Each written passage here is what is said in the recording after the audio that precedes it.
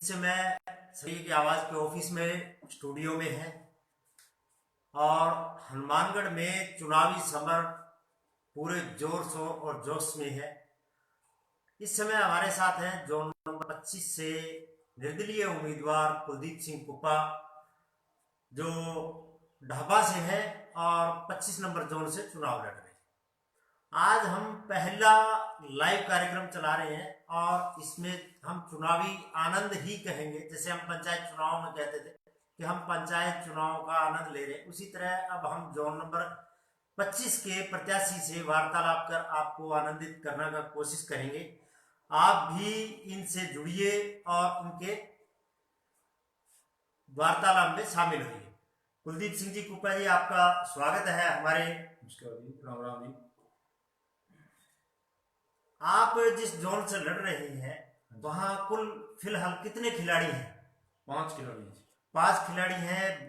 BJP, Congress और माकपा, और आप 2 निर्दलीय खिलाड़ी हैं जी। तो क्या आपने पहले कभी प्रयास किया था कि कांग्रेस या बीजेपी किसी पार्टी से आपको टिकट मिले? टिकट के लिए बिल्कुल प्रयास किया था, कांग्रेस की टिकट के लिए प्रयास किया था। ठीक है। आपको जब पार्टी टिकट नहीं दी तो आप निर्दलीय के तौर पर जनता के बीच आए हैं और ये जनता के बीच अपनी बात रखेंगे, क्योंकि इन्होंने इनका जुड़ाव है वो सामाजिक कार्यों में सदा से रहा है और गांव में परिचय के मोहताज नहीं है, यही है। बिल्कुल। तो क्या आपको अपनी पार्टी के टिकट न देने से कोई शिकायत, शिकवा या कोई कारण रहा जिसकी वजह से आपको टिकट नहीं दी गई? शिकायत पार्टी से मेरी सिर्फ यही है कि जो आदमी 20 सालों से पार्टी की सेवा कर रहा है उसको दरकिनार करके और एक बीजेपी के समर्थक को टिकट दे रही है पार्टी, तो ये हमारे तो बर्दाश्त नहीं होती।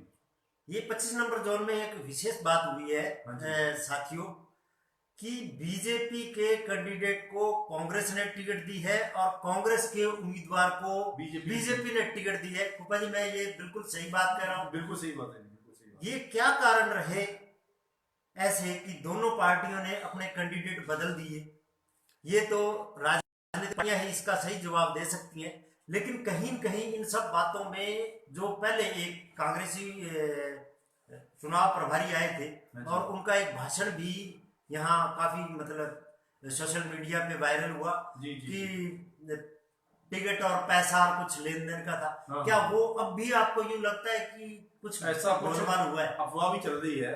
अफवाह है, या तो वो जो टिकट लेके आए वो जाने या जिसने टिकट दिए वो जाने, भी कुछ पैसों का लेन देन हुआ है, ऐसी कुछ अफवाह चल रही है। इसमें कितनी सच्चाई है वो टिकट वाला जाने और टिकट देने वाला जाने। रही बात ये, दूसरी बात, जो आदमी आज एक पार्टी के लिए वोट मांग रहा है वो 5 साल बाद दूसरी पार्टी के लिए वोट मांगेगा। जनता को गुमराह भी कर रहे हो यार। जनता आज के जमाने में कोई भी ऐसे कह सकते हैं भी कोई आदमी अनजान नहीं है, सब आदमी पढ़ा लिखा है, शिक्षित है, समझदार है। मतलब ऊपर से लेके नीचे तक सब मामला गोलमाल नजर आ रहा है। बिल्कुल गोलमाल है जी। और मेरी जनता से यही अपील है कि इन दोनों ही पार्टियों को अच्छी तरह से आप जवाब दो। और मेरा चुनाव निशान चौथे नंबर पे कप प्लेट का निशान है।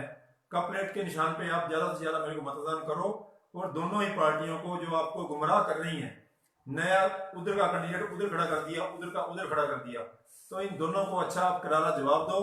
और इनसे, अरे आपकी ताकत है, आप इन लोग आपसे पार्टी है, ना कि पार्टी से आप हो। वोटर से ही पार्टी बनती है, ये पार्टी से वोटर नहीं बनते।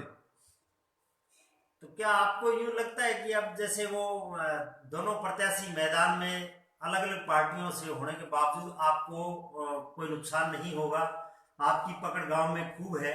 देखो जी, हम तो गरीब मजदूर किसानों के हित में हमेशा अपने जीवन समर्पित कर रखा है और इसके लिए हम ये अपने मुंह से कुछ नहीं कहेंगे। हमारे बारे में पूछो कुलदीप सिंह को क्या है और क्या किसके लिए क्या है।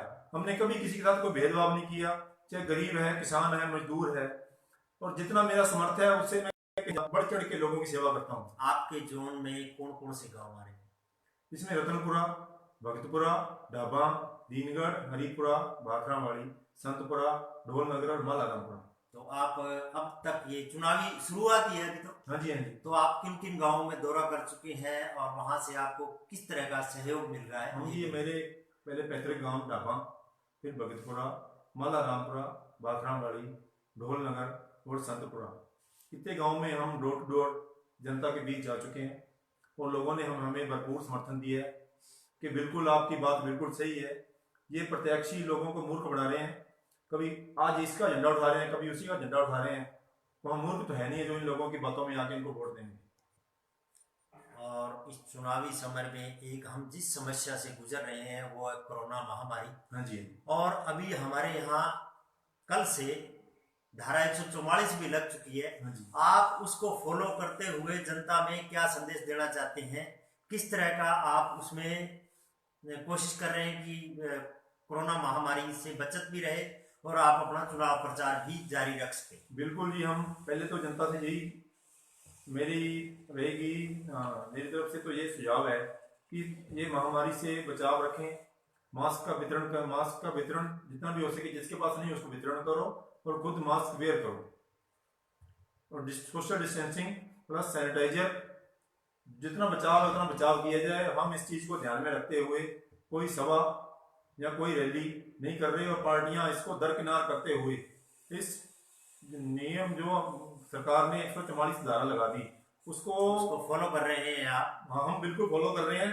अदरवाइज दूसरी पार्टी कोई फॉलो नहीं कर रही है। वो आज भी सभा कर रही है, रैलियां कर रही है, अपने 50-100 लोगों को लेके जा रही है, इस कोरोना महामारी में बिल्कुल घूम रहे हैं।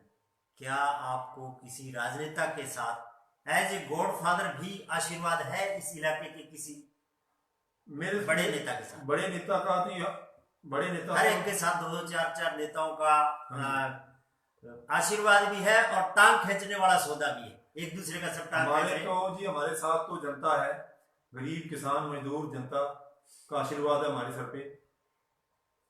वही हमारी ताकत है, वही हमारे गॉडफादर है। यदि आप जीतते हैं हाँ जी। तो आप क्या कोई वायदा करते हैं कि मैं इस जोन से जीतने के बाद मैं जनता को ये काम करा के दूंगा, या इस तरह का मैं कोई मतलब राजनीतिक या सामाजिक जो भी आप कार्यक्रम का वायदा क्या करते हैं? मोटा सा वायदा, झूठे वादे ना तो मेरे से होते हैं, ना मैं कभी ने किसी से किया, ना कभी करूंगा। मेरे को अगर जनता आशीर्वाद देती है तो मेरे को इसके लायक समझती है, तो इस पद के अंतर्गत जो भी मेरे दायरे में सार्वजनिक काम या किसी, चाहे सार्वजनिक काम है, चाहे कोई गरीब के की कोई योजना है, सरकारी योजनाएं हैं, उनको पूरा लाभ दिलाऊंगा। चाहे उसमें चाहे खाद्य सुरक्षा है, चाहे प्रधानमंत्री आवास है, चाहे कोई पेंशन का पात्र है, चाहे और बहुत सारी योजनाएं हैं जो गरीबों को उसका ज्यादा से ज्यादा लाभ दिलाऊंगा। राज्य सरकार या केंद्र सरकार द्वारा जो भी बिल्कुल ही बिल्कुल पूरा लाभ दिलाने का मैं प्रयास करूंगा। ठीक है जी, राम राम साथियों, धन्यवाद जी।